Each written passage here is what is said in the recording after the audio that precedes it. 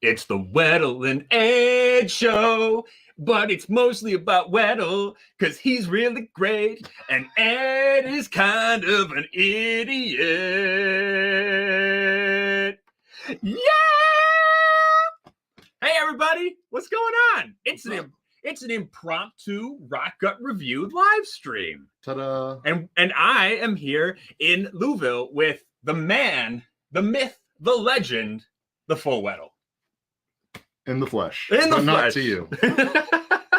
And I, before we start, apologies to Hot Buttery Rolls for cutting him in on his time because I know he's going to be streaming in like 10 minutes.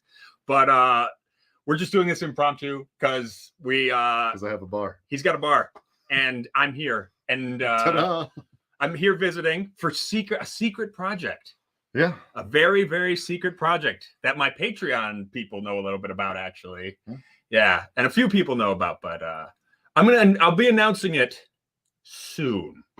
You may have noticed there hasn't been a lot of content on the channel recently, and I'll be telling you why very, very shortly.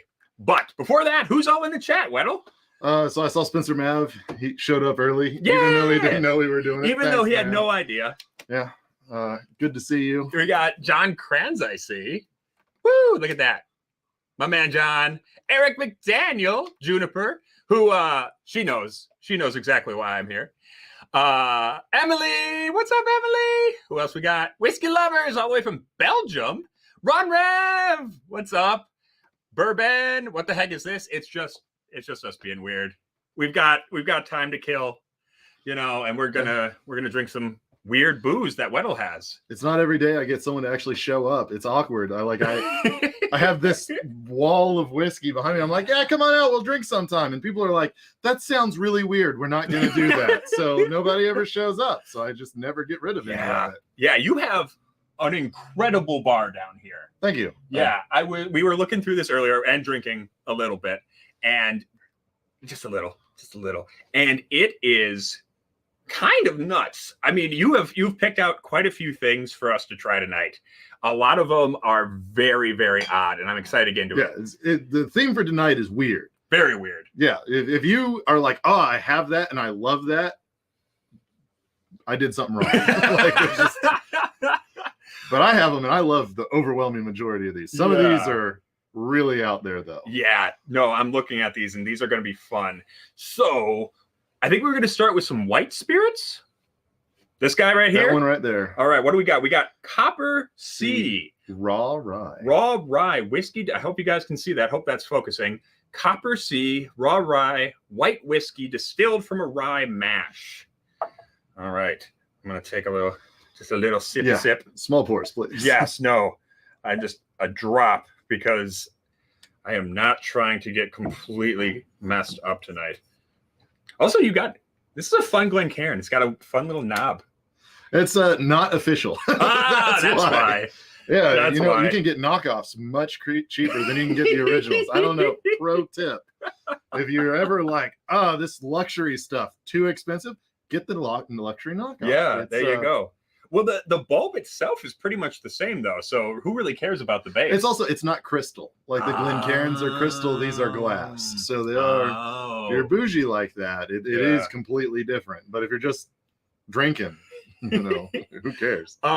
We do have some other folks here. Who else? Bourbon. Did I say hi to Bourbon? You did. Okay. Hey, and Ono Kaikani. Good to see ya. Cheers. How many bottles are we going to go through? Well, you got out about a dozen, probably. At least. I don't know if we're going to drink. We got a couple hundred more behind us. So yeah, there's a lot. Yes, we're going to do some rye. And my Aunt Tracy's asking why so late. Well, I drove 6 hours, actually more like 8, to get down here today. And then we had dinner. We drank, and then we had dinner. Yeah. Well, I mean, as you should. As you should. Because we're bookending, right? You drink, and then have dinner, and then drink. So that way, even if dinner's miserable, you have fun on both ends. Yeah, exactly. Although it was a very good dinner. I had a pork sandwich from a place around here, which was quite delicious. So, I had shrimp and grits, so we'll see how that throws my palate off, right? And Donald is here too. Irish Whiskey Yoda. Yeah, we got plenty of bottles of water. We got water. I should have brought down 2 or 3 bottles for each of us, hopefully. Yeah. Oh man, wow, that is so rye. This copper. So I I'll put like. this- Sorry, I'll put this right here, but we're not currently drinking it. but yeah, that is so wickedly rye. I like this. So you had a young rye earlier Yeah. that I was not a fan of Yes. at all. That was High Spire. It's weird. It's real weird. And I like Yeah. weird, but that's just not my jam. This tastes like rye to me. Yeah, no, it smells like rye. Oh, see, this is like an earthy, chocolatey rye. Yeah, this copper the seed. good parts of rye, right? See, but as opposed to, I'm going to pour a little bit of this guy. This is a 4-month-old rye. So this had to be what, aged about 5 seconds, the copper seed? Maybe. Yeah. If even that. Yeah. This guy, the High Spire, is aged 4 months. Which No, it doesn't even have it. you can actually see a little bit of color on this High Spire.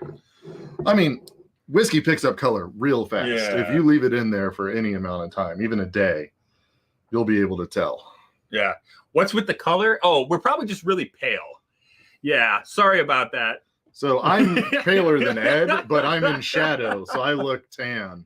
But like I can make sour cream look tan if you put me in a room next to it. No, I also don't have great lighting. No, we don't have like professional lighting down here. This is kind of just a. Yeah, these are lamps. These are lamps. One of which is close, and it's right there. The other one's like 10 feet away, and there's one behind us. Yeah, but this is the Rock Gut review. Were you expecting professional quality? Yeah, with Mitch. No, this is just gonna be us hanging out and drinking weird stuff tonight. So don't expect anything too fancy. Yeah, but okay, this is actually super interesting comparing these two. Well, this one's it's so sweet, which is insane because it's 75% rye and 25% malt. And coming as a bourbon drinker, I think of corn as being the source of sweetness. Sure. But I don't know if they like toasted the malt or something, but there's definitive like honey notes and just all sorts of great stuff in there. I get that that very kind of what's the term? Like the malted milk ball kind of smell from it. Yeah. Yeah. Because it is chocolatey too. It's so chocolatey. It's super chocolatey. Where the Tiger Thick at? It's not. I don't think it's sold in Kentucky, man. I hear they do have distribution now. Congratulations. Some places. That's only like one of the steps that he completely forgot about. So go team. Oh man. Oh yeah. But I don't want. Man, people just come on here to rag on Brendan Schaub. I don't even want to do I it. watch UFC, so like I'll watch the guy fight like every time he goes on UFC, but it's a little bit of schadenfreude to see someone so great at something else just bungle something else. It'd be like, if Stephen Hawking came through and you were like, hey Stephen, how's it going? You read anything interesting lately? And he was like, big fan of like C-Spot Run. You'd be like, right. You'd be like, thank you. Okay. I'm slightly better. Yeah, right, Like, right. But see, I dig the High Spire. I do. It's not for everyone. It's one of the more polarizing spirits I've ever had. And actually, the weird thing is because when I had the High Spire on its own before trying the Copper Sea, the High Spire just tasted like pure spice. Like it was just like fig Newton covered in clove, and vegetation. But now comparing it to the Copper Sea, where there's really no barrel influence whatsoever, I actually get some caramel on this. Oh yeah.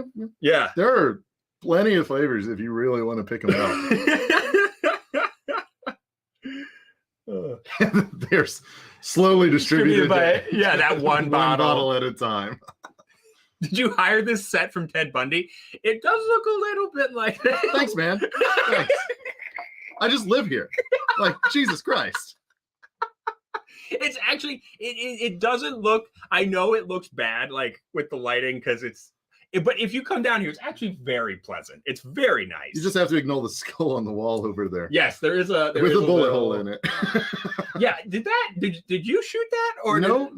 That came free. Oh, okay. Yeah. Yeah. Nice. Thanks. Yeah, it's a very nice skull. It's a very nice skull. It hung well. To be clear, we're not talking about a human skull. That is a cow skull. I want to be very clear. Or you could be very vague and just ruin my life forever when the police show up, right? What are you doing in that basement, Wettle? Mostly drinking. Yeah, making some puzzles. Mostly just drinking. Oh man. Yeah, I dig the Copper Sea though. That is. I really like it. I didn't think I liked young rye, and then I had like the youngest rye possible, and I was like, I see where it's coming from. Yeah. You know, and I'm a big fan of the young rye. I like grain forward rye. That's kind of my jam. What the? That just tasted like a toasted marshmallow with a little bit of caramel on top. Okay, right? Right? I've never had this taste like this before. Normally, it's like perhaps slightly decomposed leaves, or something along those lines. I get that. After that, no, it's a toasted marshmallow with like a little bit of caramel on top. 100%. Like I can't even taste anything other than like a lot of vanilla and a little bit of caramel. No, it is, especially the finish. For as spicy as the high Spire is on the front of your palate, it still doesn't smell like that. No, it doesn't really smell like that. But the taste, that finish is like, that is pure like confection, like burned confectionery sugar. Oh man. Oh yeah, like powdered sugar. Like if you've ever been baking or something. We got a few Glencairns. You don't have to. No. I'm gonna do a Scotch rinse because there's so many bottles we gotta go through. My bad. We don't have to. I know we don't have to, but if you put bottles in front of me, I'm gonna drink them. That's Come fair. on. I mean, that's a solid plan. Solid plan. I mean, like you don't just put out a full course meal and then expect people to not eat it. I can all the time. I've entered the dad phase of my life despite not being a father, where it's like, you could have tried a little harder in like your fashion. And it's like, that's comfortable and cheap. I'm fine. And it's like, what about the food? That's edible. Like, who cares? Yep, close enough. It's a perfect phase of life. I recommend everyone enter the dad phase of life. No, I feel like in terms of my clothing and my like fashion sense, I've been there for a minute. Yeah. I'm literally wearing my grandfather's New Balance sneakers right now. I'm wearing sneakers I bought at the Zappos outlet, so they were like $11. Yeah, which is the most important part. Second most important part of a shoe. First, does it fit? Second, is it less than $20? Right. Yes. I think the only money I've really ever spent were for steel toe boots when it comes to shoes. Ugh. Yeah. Yeah, I have to wear when you work in them all day, that is something. Yeah. Spend a little money on. Yeah. So what are you feeling next, sir? Well, we do have some interesting things from the spirits of French Lick, and in particular, a maple syrup rested aquavit. Which is so cool.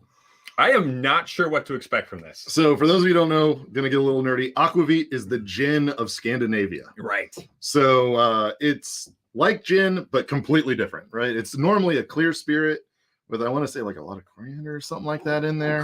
And I know coriander and sometimes I know they use like bittersweet stuff. So like or bitters like I could not. Like Malort does with the wormwood. Yeah.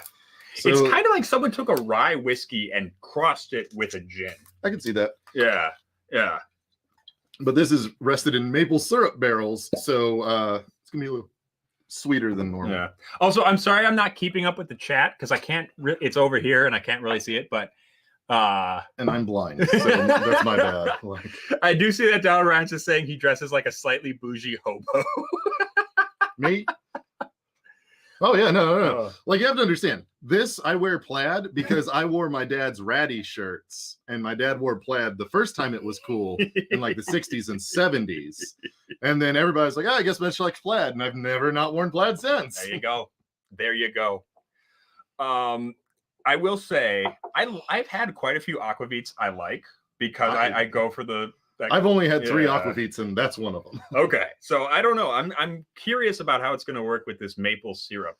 I love it, but I'm weird. So no, I kind of dig that. It kind of smells like you don't get a whole lot of like really, really crazy big maple syrup flavor. No, it's kind of like it's just, it provides color and a little background sweetness in my opinion. Yeah, it's just kind of like,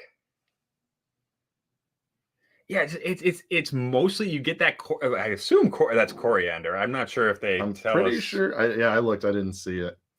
Yeah. But Alan Bishop, he's on, God, what's their channel?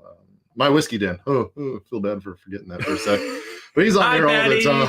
Hi, Patty, and Ben, and Mike. Mike. Oh, God, I forgot Mike. I feel bad. He's on my stream all the time.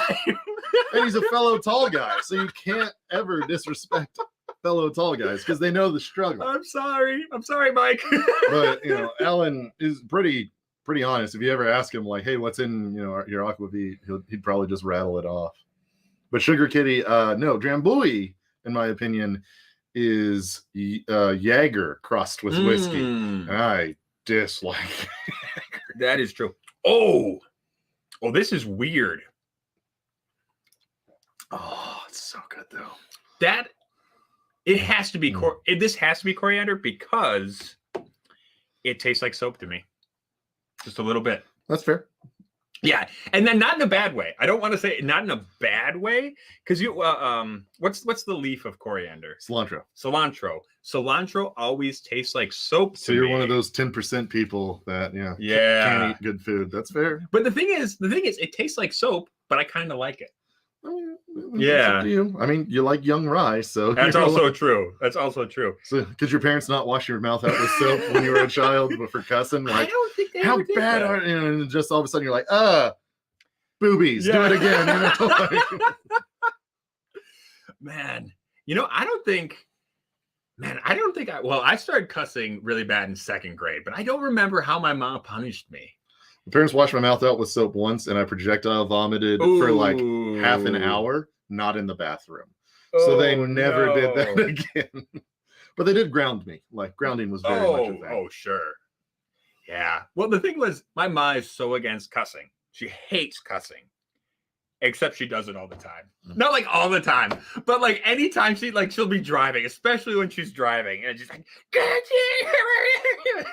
and I love her. I love my mom, but she can swear a blue streak. My mom doesn't swear. It's insane. Just not at all? At all. Like, wow. She's a saint. It's insane. Yeah. No, I dig this. Even with the kind of soapy note and Mitch, your battery. Oh no. Save it. Save the stream, Mitch. Mitch, it's dying, Mitch. Save us. If the stream dies, we die. If you die in the stream, you die in real life. I found the problem. Oh, it was not plugged in. Yeah, that would probably help. There we go. Sorry, I gotta lean over and check these. Bert says his parents used to use soap, but I loved the taste and still have a lick to this day when he's in the mood. I respect that. I used to chew on my Lincoln Logs because I like the flavor of wood. So, we all got weird things we did as a kid. And now you're in the liquor industry. Which, and I was Cooper for 4 years. Yeah. So there you go. Yeah. Actually, that's a great question. What was the best and worst part of working in a cooperage? The best part was it was the most money I'd ever made in my life at that time, which was big fan of. Like, love not being homeless, being able to eat, big fan. The worst part is it was manual labor in the purest sense, and when I would leave there, my hands would be so tired that I couldn't even hold things. Oh, sure. So, like, I used to be a big gamer, and I'd go home and I'd try to play a video game, and I just dropped the controller, not even realizing. So I could imagine. It was. Yeah. I wonder if we can here. Why don't we zoom in a little bit, because we're getting a lot of just the table. I bet we can just zoom in a little. Woo, woo. Oh, look at that! Look at that! Even better. Oh, now there we go. Okay, maybe not that zoomed in. Oh. Maybe like that. That'll work. There you go. Yeah. What's on the agenda now? Okay. So I guess I should probably tell you guys. I'm not going to announce. I want to do a big announcement telling you guys about the future of the channel and a lot of really cool stuff that's coming up. But I don't want to do that right this second until we get some things figured out. But I can tell you that I am here in Louisville for Moonshine U, which is a distiller training course. Probably the best distiller training course around. I don't know. In Louisville. In I'm Louisville. willing to definitely say that. I Certainly better than any distiller training course there is in Wisconsin, because So I've been there twice. They don't This exist. is my third class. They're the people who do bourbon steward and executive bourbon steward, if you've ever heard of them. yeah. But they do a lot of courses for people who are either in the industry or want to get in the industry or super nerdy about it, like me. Yeah. So they actually do a course that's partially taught by Andrew Weinerk, who's last name. He's the Andrew Harmer. who's a great guy and incredibly knowledgeable and works at ISC, and he develops their new toast profiles and That's is a the research Independent Stave Company. Yeah, Independent Stave Company. For those who may not know. I took that class, and even as a Cooper, I learned so much from him. It's a great place. If you ever have the time, money, vacation, and desire to go, I recommend it. Yes. And I don't know, there's someone who is in the chat right now who I am working with on a very secret project. So I don't want to announce it right this second, but point being, there's some exciting things in the future that I'm going to need to know how to distill for. So be on the lookout for future updates about that. I don't know, but this is the best possible outcome from any of this. So I fully support that. Like I'm still your patron. I don't think I'll switch to OnlyFans. Yeah, that's fair. The thing is, there is somebody out there with a breathtakingly specific fetish for an ugly, naked, pale man distilling whiskey. I 100% believe someone out there would. Someone is someone else's fetish. Yes. Like it's true for everybody. Like yeah, 100%. There's got to be someone that thinks I'm just the bee's knees. You just got to go find them. Yeah, that's all it is. Yeah, I mean, if nothing else, that is a beautiful sentiment. Everybody is somebody's fetish. Hey, my whiskey den's here. Hey, what's up? I'm probably Pat. I'm gonna guess. I assume it is. Oh, speaking of distillers, though, Ben Down is now with Jefferson's. Yeah, Kentucky Artisan. Kentucky Artisan. Yes. And I've been following him on Instagram because he has his little Padawan Distiller. Yeah, Padawan Distiller and shit distillers do. It's very cute. If you guys aren't following my whiskey den, first of all, you should be. And second of all, if you're not on Instagram following Ben's journey, you should be doing that too. Yeah, it's people want to build up distilling to be a lot of things. It's not. Yeah. No. It's a lot of cleaning, a lot of work. It is not. Yeah, it's not exactly like the romantic parts are like the aging and the actual distilling. There's a lot of just cleaning and carrying. It's kind of like raising a kid. Everybody's like, it's the best thing ever, but nobody wants to talk about like diapers that physically exploded because of everything that's in there. Oh man, that's also something I'm super excited for. Is fermenting rye is going to be the best. I have a video on my phone of one of our fermenters overfilled that foamed up real bad, so they had to pop the lid and it shot up about 12 feet. Ooh, yeah. Rye is a bastard of a grain. Is bastard a swear? I'm trying not to swear for Lent. I'm up to like $210 I got to donate to Ukraine. I take it. Yeah. I'm swearing so much. Should we move on to another? Should we do another Spirit of French Lick, or should we move on to something else? Oh, that's a great question. So we could do the not rum. Oh, let's do the not rum. The only not rum we have. Yes, let's do a not rum. So I love this. I heard a rumor about it. I don't know if it's true, but I'm going to talk like it is. Okay.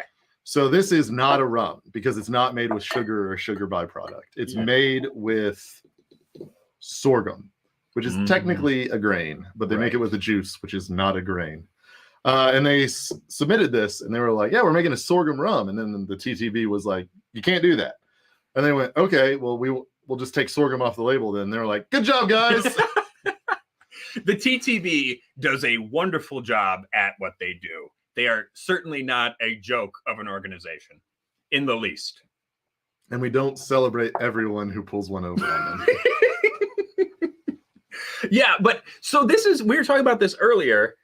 There's a distillery in Madison, back where I'm from, that does a sorghum whiskey that is made essentially what I'm assuming is the same way, where they're actually taking the juice from the stalk of the sorghum plant and then fermenting and distilling it, which is not how traditional whiskey is made, or rum for that matter.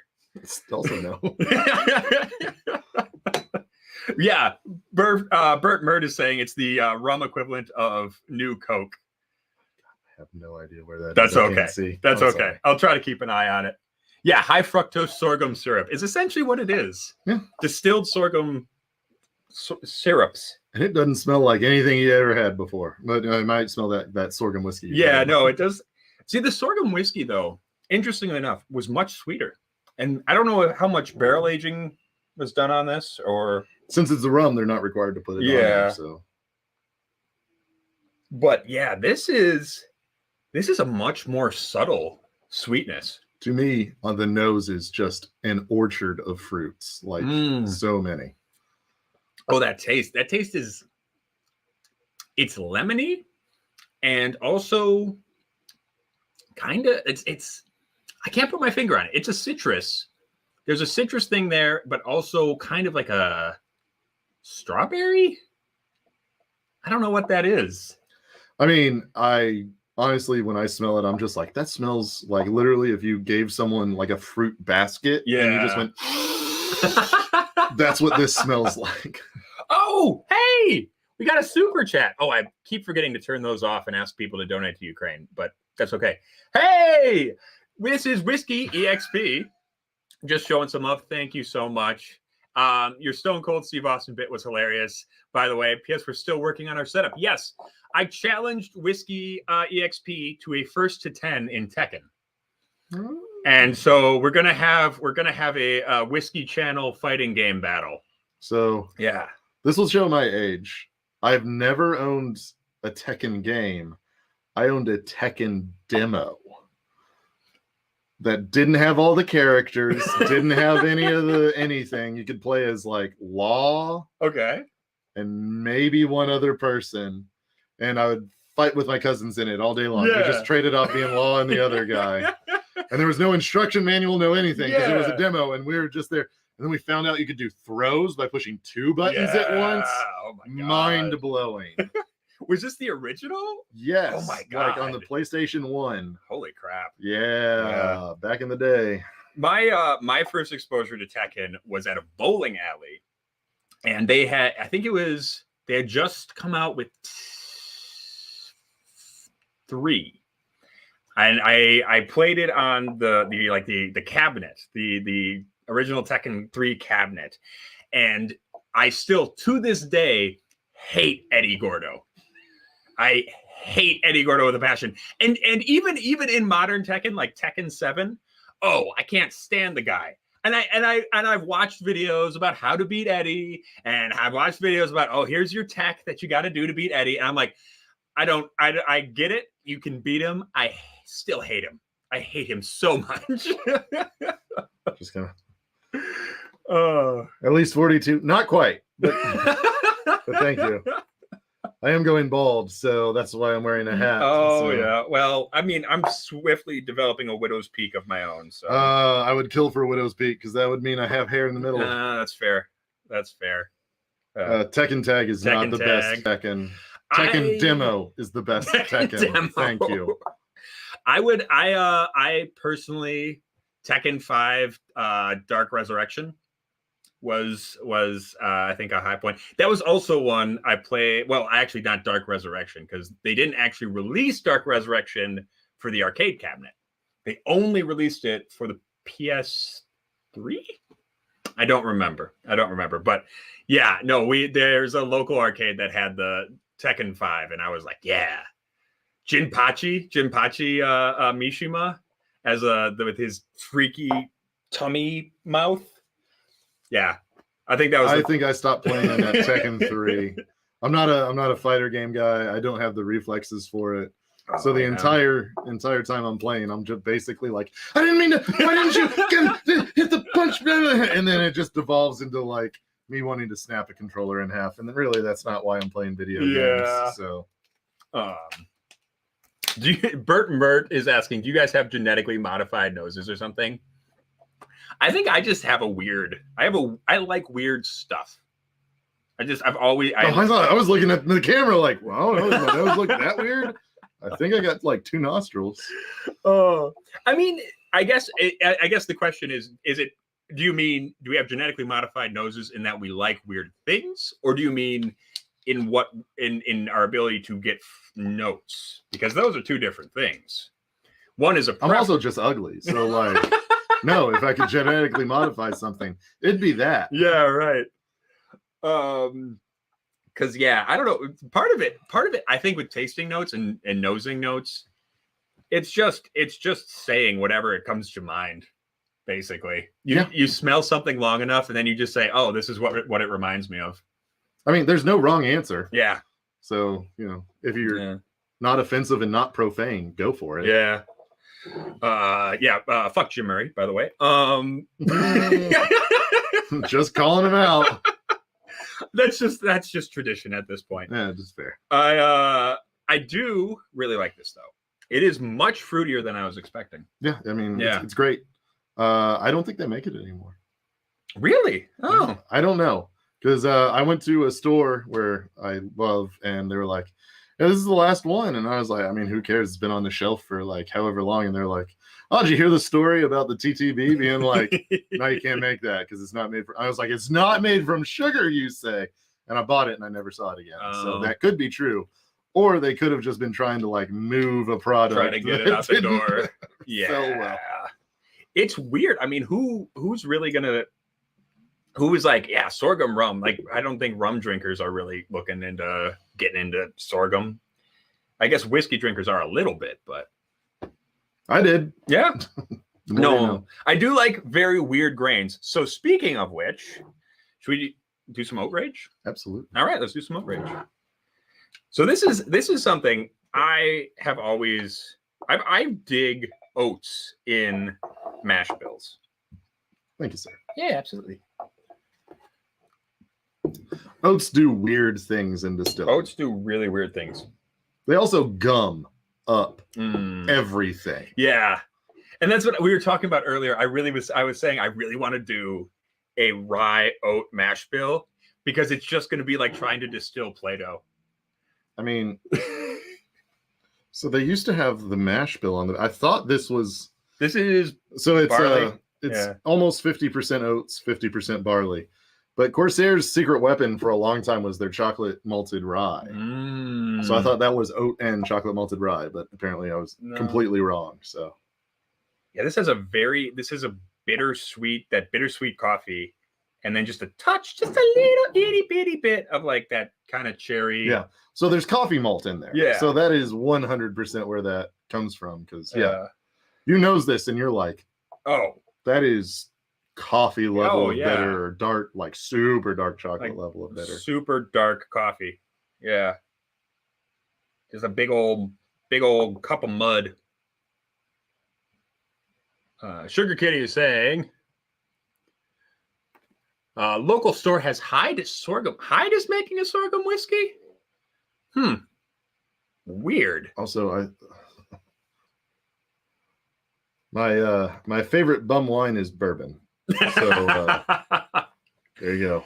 I guess I'd have to go for me, Mad Dog Classic. I don't like wine at all. Yeah. It tastes like grapes, and I'm not a huge fan of grapes. But you do drink brandy.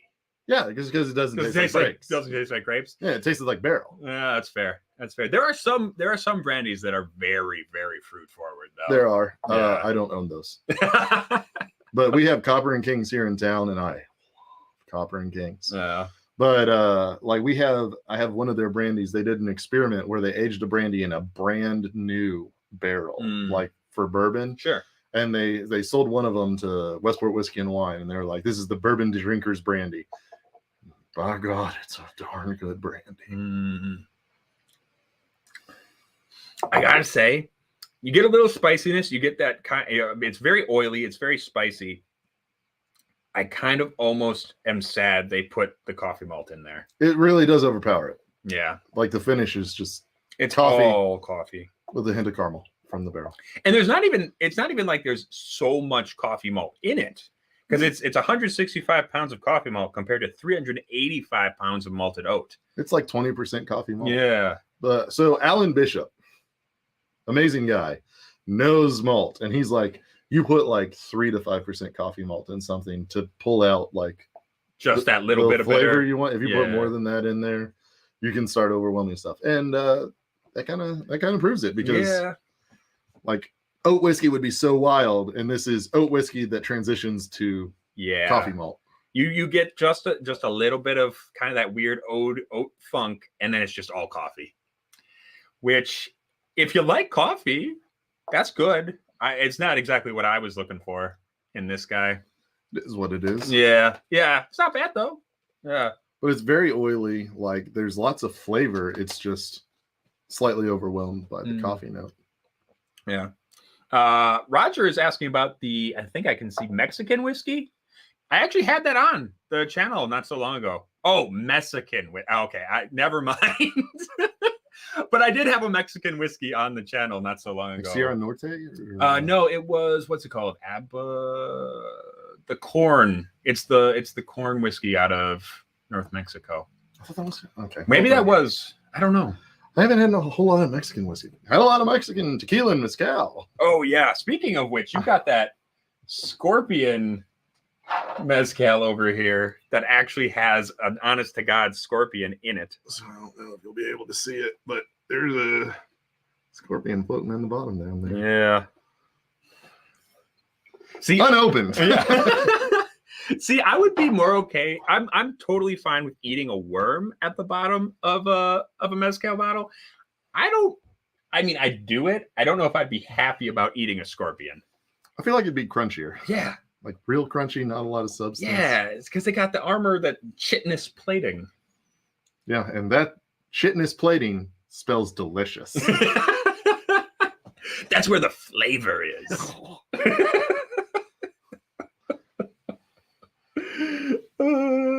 Is it actually called El Scorpion? Because that's kind of fantastic. I think it's just scorpion. Yeah, 100% agave rested in oak. It's literally just called scorpion. There you go.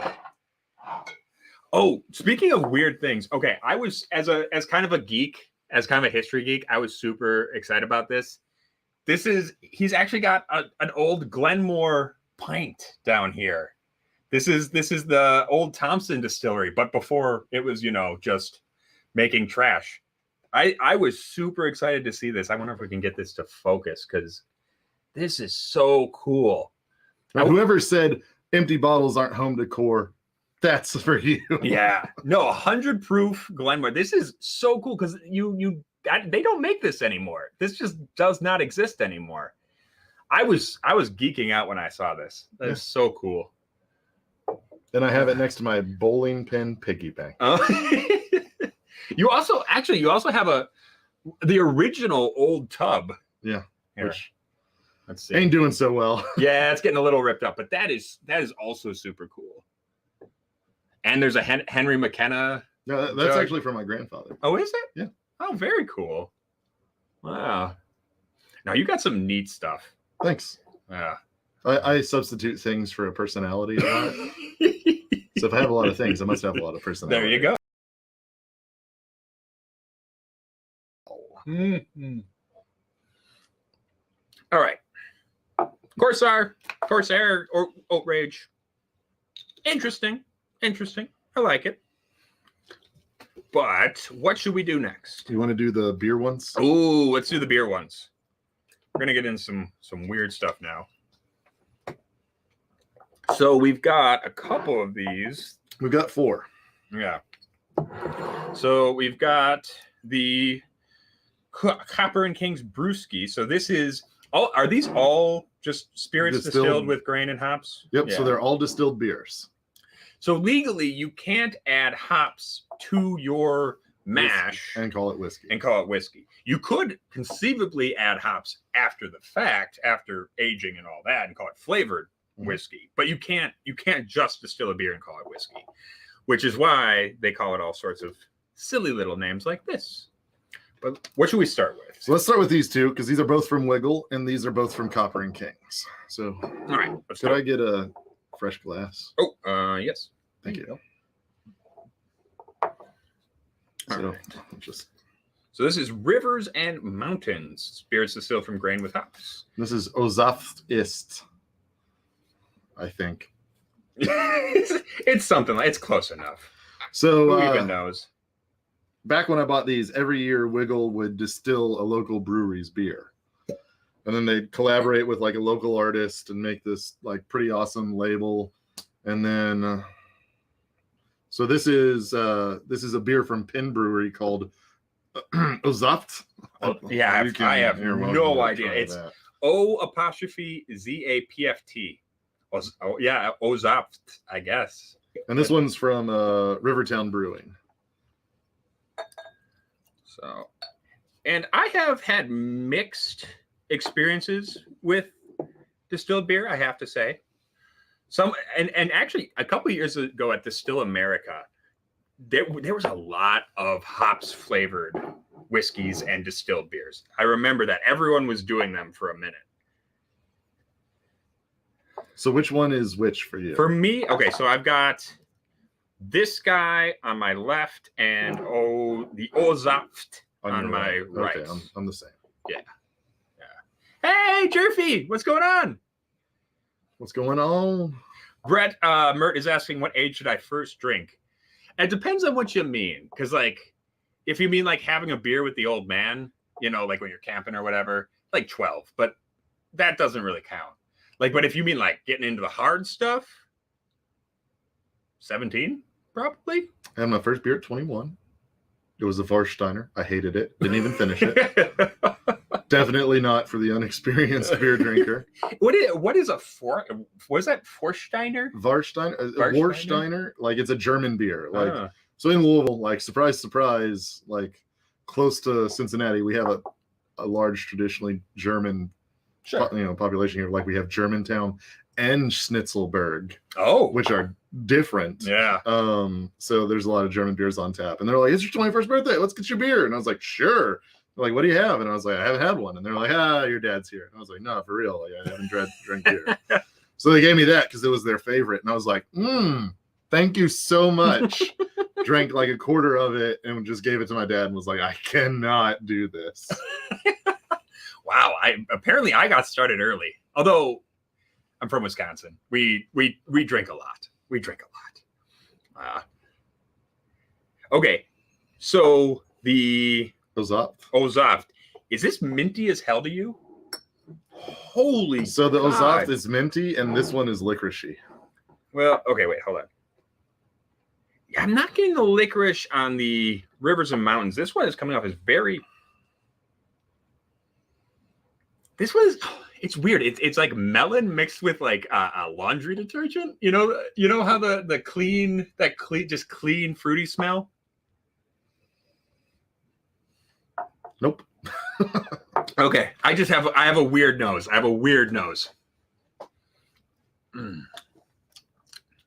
But yeah, this one is like straight up mint toothpaste.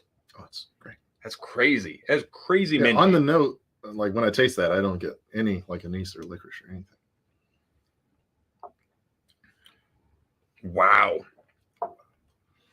Yeah, that's just a mint bomb. That was like pure Christmas in a glass. It's like my great aunt Helene used to give us little those little mint candies, the little with the whoop, whoop, whoop.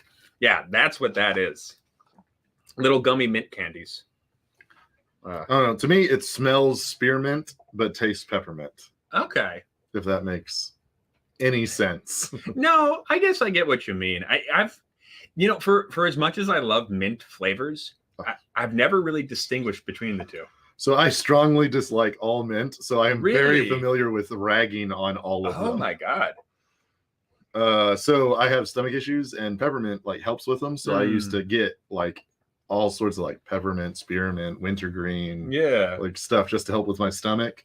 So I've developed a hatred of them because they mean my stomach hurts. Yeah. So now it's just like you associate them with, don't like peppermint, and then it's like the next one's like that's spearmint.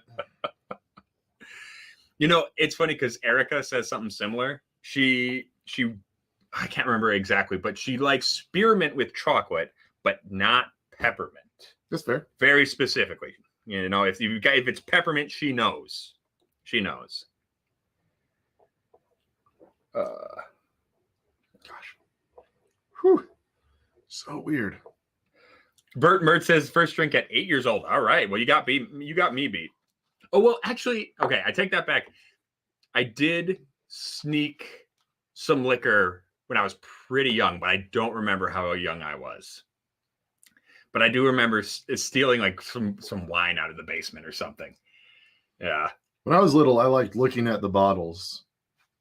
And then I'd organize them by height. And then the next day I'd go back and I'd organize them by color. And I don't even think I could read at the point I was doing this. I was just like, this is fun. These are weird building blocks. And it never once dawned on me to drink them. Like, I was just weird kid. That is like beautiful innocence. That is like that's a lovely thing. Like, just like, I want to play with the bottles. That's so cute. They looked cool, right? Like, yeah, they do. This would have been the early 90s. So it's probably bottles from the 80s where, you know, in my opinion, like better looking bottles were in the 80s. I didn't like kind of the modern sleek look. They were a little more fun. People are going for a very minimalist style these days with their labeling. I mean, some of these do have kind of an old school look, but they're going for more of like that 1940s, 50s look rather than 80s-ish. Yeah. Plus, a lot of them didn't have any money, so it was still like the same branding from the 60s, which is, in my opinion, peak advertisement. All right. Should we try the brewski and the, what is it? Oh, this one's weird. So they're both brewskis. But this is the original OG. Let's get that. Let's see if we can't get that to focus up a little. So that's the Bo and Luke brewski. Bo and Luke is a bourbon barrel aged imperial stout made by Against the Grain Brewery here in Louisville. Yeah. So and you were telling me about this. This is weird. So this is that beer. Yeah. That is barrel aged, distilled, and then put back into a bourbon barrel, but they took the heads out and replaced them with brandy heads. So drinking this is so disparate because it tastes like a distilled beer, then it tastes like bourbon, then it tastes like brandy, and then it just bounces back between all three of them. And at no point do they ever get cohesive. Which is awesome. Yeah, so awesome. Let's try this. I want to give this a go. I'm going to put this on my right side so I remember which one's which. Just a little drop. Boop. And so then this is the original version, and then they made a second version, which is the one you have in your hands right now. Right. But I don't know anything about this. Like, I haven't even opened it, as you can tell, and I'm kind of mildly struggling. Oh my gosh. You need a knife? I don't think I have one down here. Oh, okay. Should we just chew it open? I was trying to open it the wrong way. There we go. Oh, there we are. There you go. Thank you. All right. Oh, that was a nice one. Too bad I yelled over it. I should have just let it do its thing. All right. So there we go. Thank you. Interesting. Can already see. I don't give much credence to color, and I've said this before on the channel. I don't give much credence to color, but it is interesting. You do have a very different color here. So I'm not sure if they put brandy heads on this one. I'm not sure anything. All I know is this is also a beer from Against the Grain. Yeah. Oh, that is very different. Holy crap. These are completely different. Very. Oh my God. Because this is that same minty note. This is or is it no, there's a minty note there. 100%. I agree with you. There is a minty note there. But I'm having a bad memory because this smells, unfortunately, underneath the minty note, this smells, and older viewers of the channel will remember this. Central Standard Scotch style. Oh. If you ever go, if you want to see some really bad video, if you think the lighting is bad tonight, you want to see some really bad lighting, go back and watch my old videos. Central Standard Scotch style, and I love the people. I worked with some of the people, and they're great guys. They made one whiskey that was unfortunately not your favorite. Not my favorite. And it was a beer. It was a beer distilled and put in peated Scotch barrels. Sounds so good. It sounds good on paper. It does. But this is giving me a little, it gives me a little memory of that, because that was like, it was like old socks. It was old gym socks. And that's what I'm smelling. I should probably have put my phone on. Oh, that's fine. This stream was already weird. Who cares? Oh, twist the bottle to finish pouring to prevent spillage. Good call. I always forget to do that. Hey, pinch hitter. What's going on? Yeah, I'm not. Okay, let's see how the taste is, though.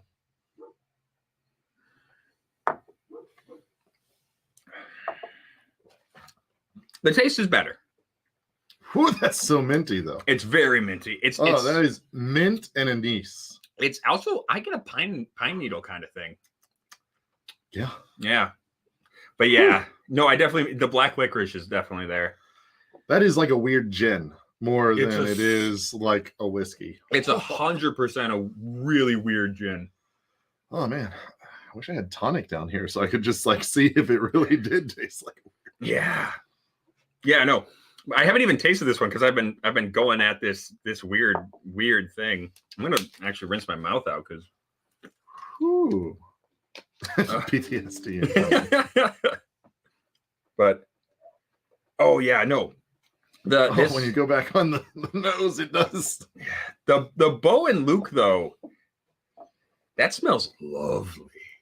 It is good and it is weird. Oh, I totally see what you mean, though. Because that entrance... You okay? I made it. Ooh, that was weird.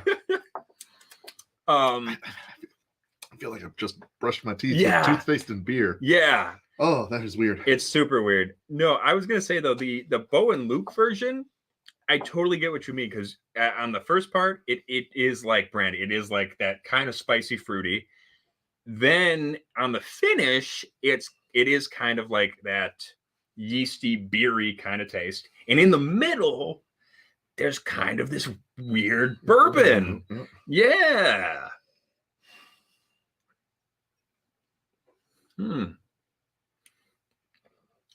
It's so strange.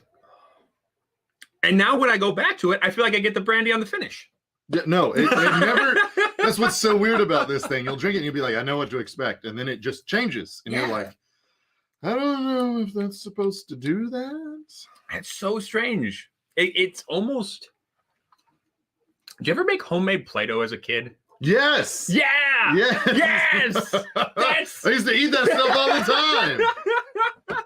Oh man, those are Lincoln Logs. That was like a great snack. Well, you could eat it because the homemade Play-Doh was literally like just flour and yeah. Oh my god. Oh, there's a core memory you just brought back. Eating Play-Doh, right?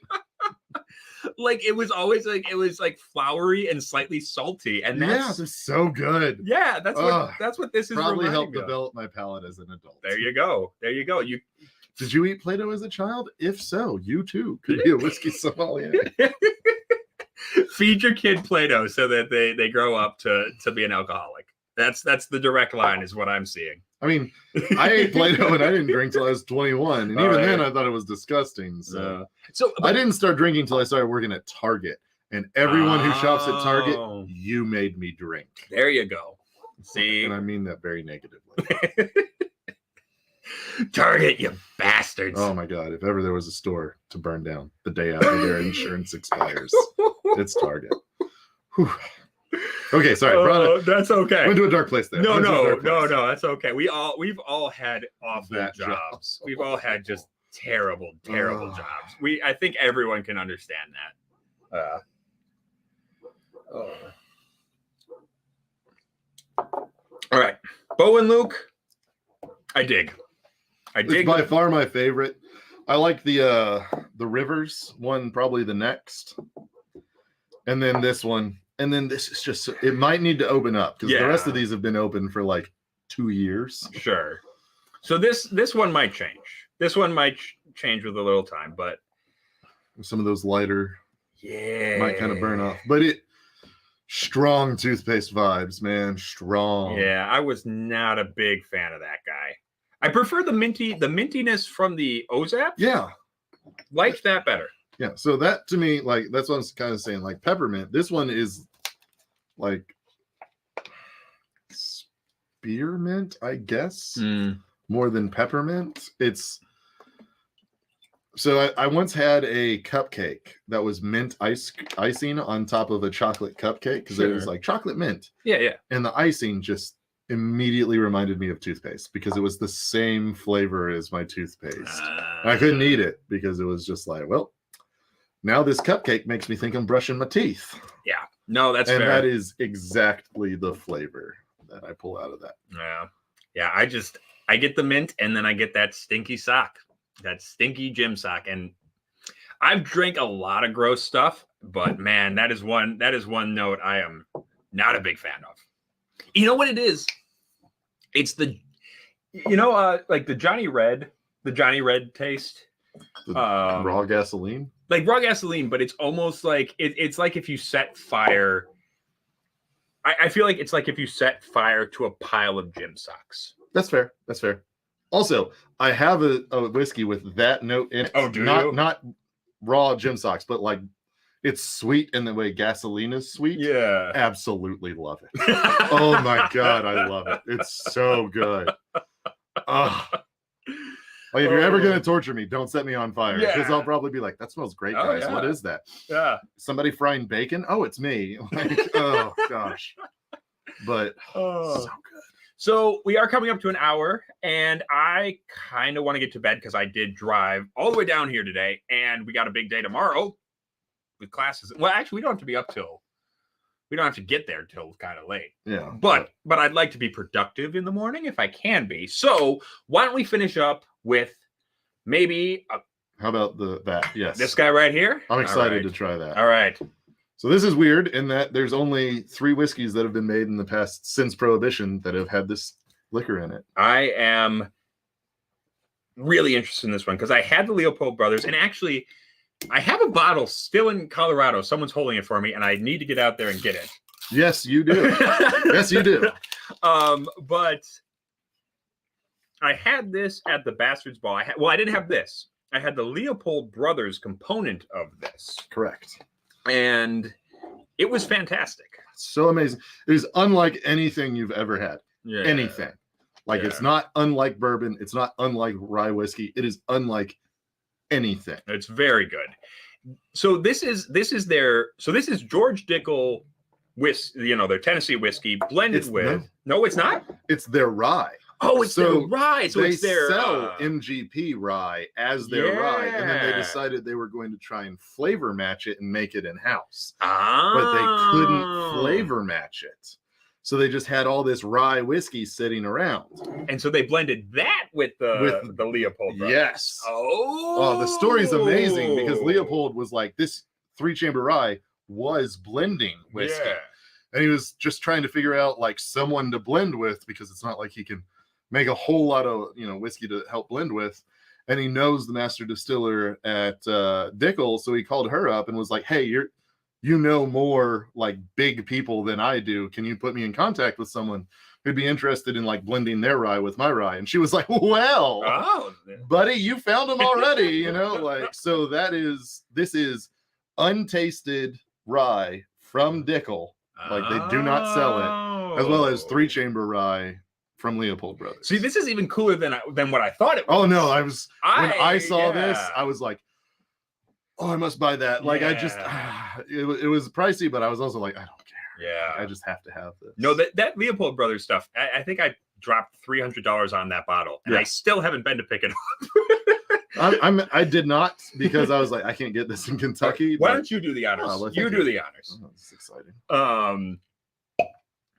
But no, I am super interested in this, and so I'm not going to be able to do it justice because the three chamber rye is a very unique system, and I'm sure you can find more information about it on the interwebs.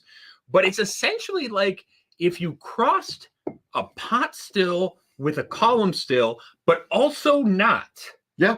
It's you're basically, you have 3 chambers. You are pumping your steam up through 3 chambers of mash that are dripping down through it and collecting flavor or something like that. So it's live steam. So you're injecting the steam directly into the mash rather than heating, the surroundings up. And the thing is, the 3 chambers, you just move it to the next chamber when you're done. So it's kind of like pot still in that, like, you run it till you're done, and then you just, pour the bottom chamber out, move the next chamber down, blah, blah, blah. But the bottom chamber is effectively 0 ABV. Like, you've already taken all the alcohol out of it. So all you're stripping out of it at that point is flavor. So you're taking all this flavor out of that, and it's going up to the next one. Yeah. And then it goes up to the next one. And so then at the very end, you've got this crazy, weird, like, your long chain acids have broke down, and you're getting all these esters and all that interesting stuff that nobody else can get because they don't have, this like boiling bit pure at the bottom steam coming through effectively fermented rye water that has no ABV alcohol left in it. So it creates wild flavors. And the idea is, and if I'm understanding this correctly, it's a recreation of some of the stills that were used in the Monongahela style all over before Prohibition. Yeah. So it was incredibly inefficient. Oh, so I do want to say hi to Livewire. Hey, sorry I didn't highlight you earlier. Thank you. Hi. So it's incredibly inefficient. So after Prohibition, all these distilleries were trying to come back, and you can either charge more for your whiskey, which nobody wants to do, or cut costs. And getting rid of the 3 chambers is a way to cut costs. That is wildly stone fruity, with just a little bit of that earthy, kind of muddy vegetation right at the end. Oh man, it's so sweet. It is super sweet. This is not a bone dry rye like I usually drink. No, not in the least. It's wild. And Leopold Brothers is so floral. Oh yeah, it's super, crazy. And floral. I'm not getting like crazy lavender or honey or anything like that off of this. There is a floral element probably there. Blown my palate drinking freaking aquavit. Yeah, we've had some weird stuff tonight. Man, no, that is super. The Peachio. I always talk about how a rye I really like. Is it young? No, it's not even young, but there's certain ryes that I don't know if it's the youth or if it's how they distill it. I don't know. But a note I really like in rye is Peachios. And so I can tell you exactly where that comes from. Oh, okay. Here you go. This is the man to tell me. So this is really weird because I was trying to figure out what notes came from tannins. Okay. And it's a tannin note. So it is the first note you get really from a barrel is Peachios. Oh. Because the tannins will oxidize with acetyl I think. And it combines and it creates Peachio flavor. Like literally, like you can look up the Wikipedia page for the little long word that whatever that ester is or whatever. Yeah. And they're like, smells like Peachios. And I'm like, all right, there you go. So if you really like that in a whiskey, you want more tannins in your wood. That is crazy. So then why do I mostly find it in rye? Is the interest? That's my question. Rye husks have tannins there you in go. Them. So you have higher tannin content in rye whiskey. That makes sense. That is so cool. And it's weird because when you think about wine, like red wines, a lot of those tannins are coming from skins and Grape you know, juice. the grape juice itself. When we think about tannins in whiskey, we usually think about the barrel, less so than the grain. Yeah. That's cool. So ryes are normally better young than corn because they have that extra tannin and hemicellulose and lignin in there. Yeah. That can break down. Well, and I feel like corn-based whiskeys when they're young, that corn, for me, just comes off as like straight, that it's yewy. Ethanol. Ethanol, but it's got that yewy note that with time in a barrel turns into cherry and, you know, fruitiness and all that estery stuff. But right out the bat, it's like you strip bark off a branch and just start licking it. I mean, off the still, that's not there. Really? That comes from like quick aging in a barrel. So when I worked at Heaven Hill, so I was really like, when I'd smelled or tasted anything that was coming off the still, I was looking for corn, alcohol, caramel, and metal. And those were the 4 overwhelming flavors. It was also at 140 proof, so it's not like I was searching for nuance. But like there was, you know, if there was a yewy note in there, it'd be like, hey, we need to call someone because like something did not go right somewhere along the line, and we need to make sure that doesn't happen. Well, I'm just thinking about like, if you look, so like you think about like mellow corn, right? I don't think that has a yewy note, and I don't think a lot like Buffalo BT White Dog doesn't have a yewy note. A lot of these guys have very nice, easygoing, you know, new make or corn whiskey. I think the one that I found that was straight off the still, super yewy, New York. It was the New York guys who make the Hudson corn whiskey. Is the Erica and I once went to a bar. She ordered some Hudson on the rocks. Just, I'm gonna try it, you know, whatever. Let's just give it a go. Stank of you. It was oh my god. Hudson is weird. Hudson is unlike any other whiskey I've ever had. I met Ralph. He's an amazing guy, and he likes his whiskey to taste like corn and barrel. Yeah, it's a thing. It's not my thing, but you know, as long as people are enjoying it. Hey, before we finish up, do you want to try some absinthe? Oh, that is my favorite absinthe in the world. All right, let's do some absinthe. Who I want to make sure we're saying hi to the chat from time to time. 3-chamber rye, definitely unlike anything you ever had, but unfortunately I didn't like it. Oh.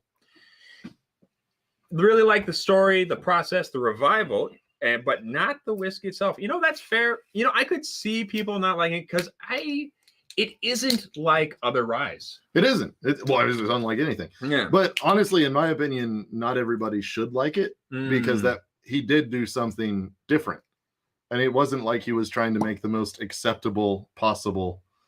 Thank you. Yeah. The acceptable, most, accessible. It is your bottle. I feel bad taking. My problem is I don't like pouring for other people because it's like I pour for a 6.5 foot tall, almost 300-pound guy. And then sometimes, someone who's like 5'2" and 120 is like, hey, how's it going? Yeah. Yeah, here you go. And they're like, you want me to die? Like, please stop. Bye, Juniper. Have a good night. Cheers.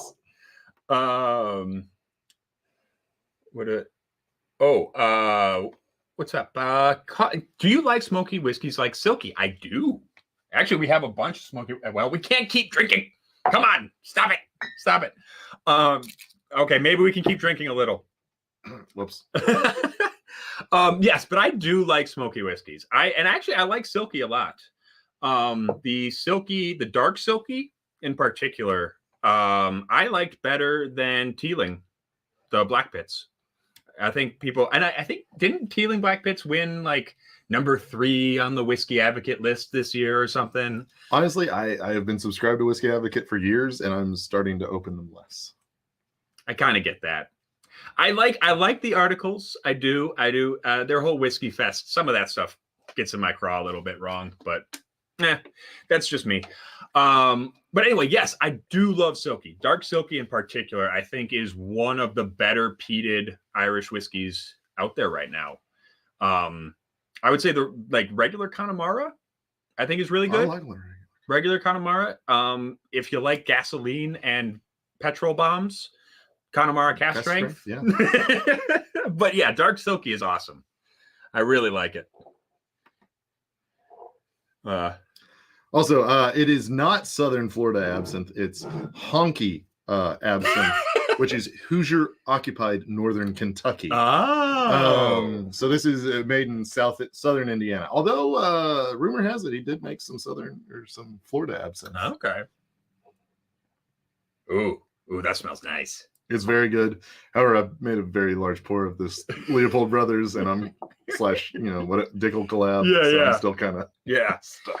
Really interesting though with the Leopold collab. You're right. You don't get the floralness quite as much as you might think. Yeah. Yeah, and you really don't get a lot of spice. I gotta say, I don't. It's so sweet and fruity. Yeah, it's insane. Like MGP rye has ruined me forever on what I expect from rye. Right? Like if it doesn't taste like MGP rye, I'm like, what? Yeah. How weird. When realistically, it's like, oh, hey, this one rye has defined. Yeah. What I think rye should taste like, and it's like a bunch of people make rye, Mitch. Oh yeah. Well, and there's so many styles, or there were so many styles, and there are more styles coming back around. But I gotta say, like, I like the MGP style, and I certainly like the craft movement that has come about because of MGP style. It also helped with the resurgence of cocktails. Yeah. Like MGP rye kind of drove a little bit of that rye resurgence along with Pikesville and the other one, Rittenhouse. Yeah. I gotta say, like 3 years ago, I was telling people like, oh yeah, rye is back, but it's not back, and now rye is back, like big time. I'm gonna attempt to lose. Do we need some sugar cubes? Should we start painting and then chop our ears off? Probably not. Isn't that what you do? I mean, it's either that you go fight a bull when you drink absinthe and then you either chop off your ear or fight a bull. Traditionally, I go to bed. But this is from Spirits of French Lick, Southern Indiana. Alan Bishop, you've heard me say his name a lot. 106 proof barrel aged absinthe. Yeah. And holy guacamole, is it good? It does not drink for, what was the proof? 106. Yeah, it does not drink like that. No, you don't think so? No, I don't think that does not drink like 106, even close. Because I've had some absinthes that are just ridiculously hot, and this is not. Oh my god, it's so good. This is not hot at all. I think I could drink 5 of these, and then I'd be on the floor. Oh man! So when I went down to Texas, for those of you who watch Crowded Barrel, Peter Schumacher's one of the new distillers down there, and I knew him back from a couple of years ago. Before that, took my whiskey sommelier class with him, and I brought a bunch of weird crap down to Texas with me to try and share with some distillers to be like, hey, you can do weird things too. And he tried that and was like, this is one of the best things I've ever had. And I was like, there's your bottle, buddy, because I don't want to have to take all of this 17 hours back to Kentucky. But it's so good. It's if you like black licorice, and you kind of have to enjoy the absinthe. But there's so much more there. Oh my god.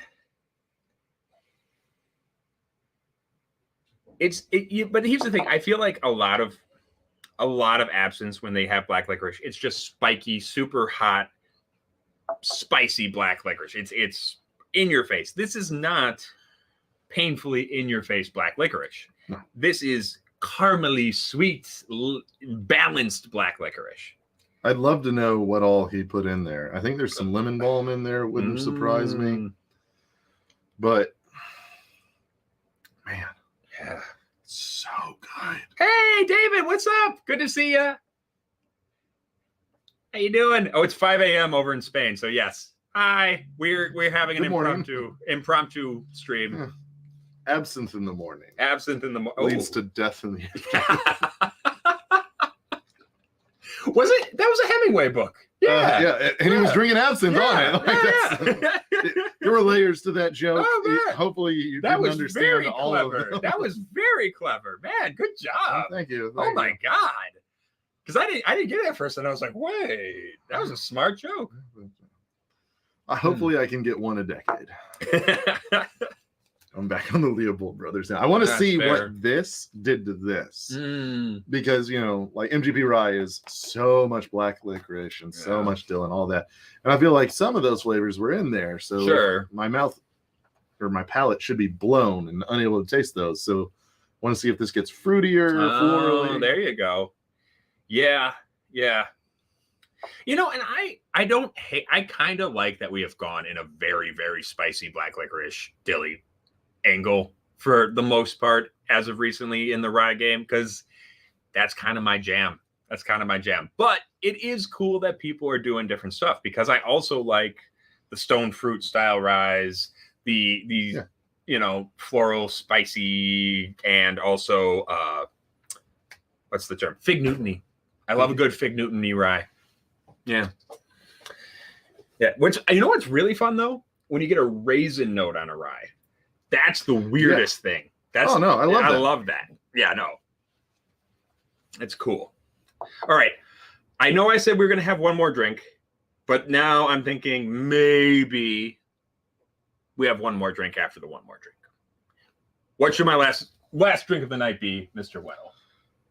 Well, do you want to end on a rye or do you want to end on just something bougie as hell? We've done rye. Let's do bougie as hell. Okay. All right. Let's do bougie as hell. What's our bougie option for the night, Mr. Wettle? We are going to go with the whiskey in the back if I can get to it. Oh God. Yeah, you should. He has got some very cool. I mean, obviously, you can see the old Forester birthday bourbons, the lovely bane of my existence over here in the corner. God, I hate that bottle. I hate it with a passion. And the sad thing is, I used to love it. I used to love it. I used to love that stuff. And now I don't. You know? Taters ruined it for me. What are you going to do? What are you going to do? Bad thing is, I love potatoes, hate taters. Yeah, there you go. There we go. Oh, what do we got? What do we got? What do we got? Oh, Tobias and the Angel. Oh, very nice. Very fancy. Actually, where's Jerfy? Jerfy actually was so nice. He gave me a little bit of this once. Oh, it's so good. Yeah. That man is a saint. I love him. Here we go. And, I need a fresh glass for this. You know what? That's actually probably a good idea. I've been scotch rinsing for a minute now. Let's just break out a nice glass. Unfortunately, not Glencairn's. That is totally fine. We don't need to be beholden to big Glencairn and the crystal lobby. The Crystal Lobby actually sounds like a great book name. I was thinking band. Oh, that works too. Like a knockoff of the Crystal Method. All right. So this stuff, me and the old man had a little bit back a long time ago, and I remember thinking this is one of the best whiskeys I ever had. It is. Yeah. I don't even want to touch it. You should do the others. So to me, I'm so nervous. This is very old, like both peated and unpeated Scotch blended together, and it just blends between this ethereal, just lovely fruit, light, dancing. I don't even want to touch the bottle. That is just absolutely gorgeous, and then it starts to pull in those darker, heavier peaty notes, and then it just dances back and forth between the two, and it is just an amazing whiskey. It is really cool. I made too big of a pour for myself for this. I can help. Don't worry. I'll take a little. The way the bottle's designed, it pours fast. Yeah. It is wild because Compass Box, I think, in many ways kind of bucks the trend of what has been, in the more recent Scotch releases have been moving more and more towards extreme flavors. You got your Octomores. A lot of people are doing more peat. You got the Balvenie Peat Week. And I think Compass Box is cool because they kind of go in the opposite direction they are all about very subtle, layered blends. You know, just artfully crafted, subtle layers, subtleties, as it were. So this is Clynelish and Colila. That's it. All aged in hogsheads, so they're ex-bourbon. There's no sherry. There's no port. And oh my God, did they do it well. That just lingers with you. It's coming off of everything we've had. It's still gorgeous. Yeah, no. We have wrecked our palates tonight. We have drank some weird, crazy crap. And you can still there is whew, you can still just there's apple and stone fruit develops into caramel and vanilla, which then gets this smoke, not peat. It's not super Band-Aid. It's not super briny. This smoke that then underlays everything and swells up, and then the fruits start to tamp that smoke back down. And then it goes into the background and almost disappears. And then it comes back with this caramel. Just, oh my God. I'm going to say something weird. And this sounds like a bad thing, but it's not. I swear to God, it's not. It's like if you baked it's like if you baked a blackberry pie with a helping spoonful of mud in it. Yeah, because the peat comes in later. To me, like the first thing you get is smoke, and then that starts to go away. Then the peat comes in. Yeah, I love this whiskey. This stuff is pretty crazy. I'm not a big believer in the whole like naked malt thing. You know, I know a lot of people go crazy for the naked malts, but this guy, I gotta say, yeah, I get it. I get it. This shows what time in a used cooperage can do. Yeah. It's something. It's something. Something good.